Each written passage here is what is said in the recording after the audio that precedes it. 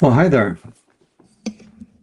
Today's reading, I'm going to read it all the way through, and then I have some observations on this reading. It's called Punctuated Equilibrium. I like the first one from Paramahansa Yogananda, who says, "What you expect others to be, you be first. What you expect others to be, you be first." That's pretty good advice, right? And Ernest Holmes says something similar. Growth and realization are always from within and never from without. Growth and realization are always from within and never from without. Stands to reason. The only way that we can change is from the inside out. That's not to say that outside influences don't help with that process, because obviously they do. But when you learn, you do spiritual work, you practice different things, not necessarily spiritual, but in any field of human endeavor, the ultimate realization and the growth within you, by definition, comes from inside yourself. But absolutely, outside things help with the process. The next thing that Rev Michael Gott says is,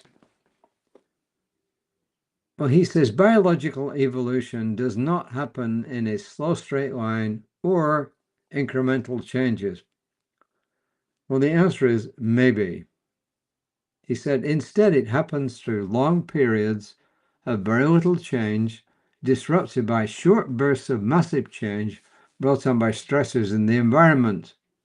This is called punctuated equilibrium. He says, when I first discovered this concept, I thought, that's how my spiritual growth happens too. When I was finally ready to begin my recovery from addiction, he says, I experienced massive changes, followed by greater stability and serenity. But with other big changes in my life, the end of a relationship or a job, the death of a loved one, or a health crisis, for instance, I once again experienced a period of intense spiritual growth.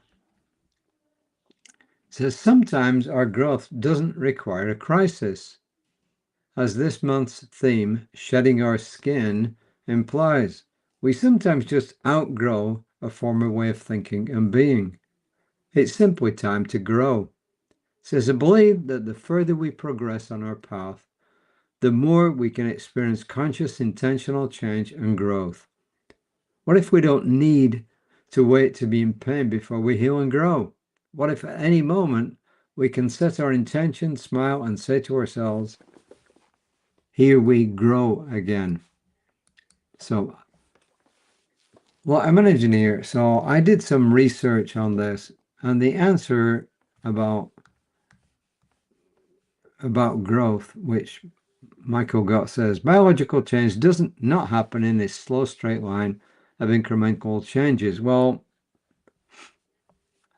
my research says that by and large that's true, that there are sudden spurts, and they're usually brought on by environmental stressors, environmental change, habit change, human interference has brought a lot of stuff on, sometimes in really remarkably short time frames.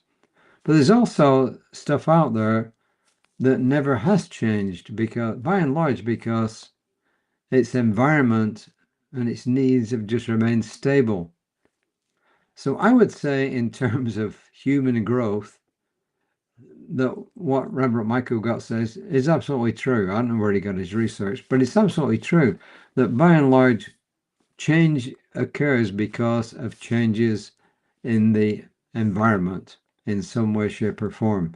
And the more drastic the change, the more it can survive. For instance, there's a type of tree that is incredibly resilient to anything happening, and it's been the same for millions of years. It just doesn't change. And some of these trees actually survived the Hiroshima atomic bomb explosion, and they're still fine today. So I would say, as far as human beings are concerned, what Michael Gott says is absolutely correct. that it's usually periods of something happening in our environment, in our lives, that actually causes us to change. But I couldn't resist actually doing some research on it. So I'd say, yes, as far as this lesson's concerned, he's absolutely correct. As far as the actual environment on Earth is concerned, and plants and animals and everything, there are exceptions. Some things that just, for whatever reason, remain stable because they got everything they need. They don't need to do anything. They just remain stable forever. There's no change, or minimal change anyway. So, but the point is, the whole lesson is really that when things happen, the more we do our spiritual work, and when things happen in our environment, they help us to actually cope and to change, to meet the changing needs. So we change internally in our thought processes and the way we move and be and have because of things that are brought on. And as I said, the more we do our spiritual work, the more we're able to actually absorb these and move on and use them usefully, and they don't bring about major crises.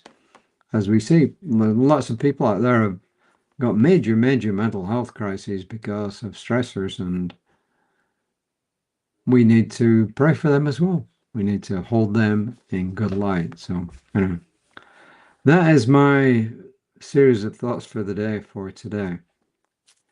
He gives us 3 affirmations. I am ready to grow. That's a good one. I don't want to remain stable, do you? I'm ready to grow. I release old patterns of thinking and behavior.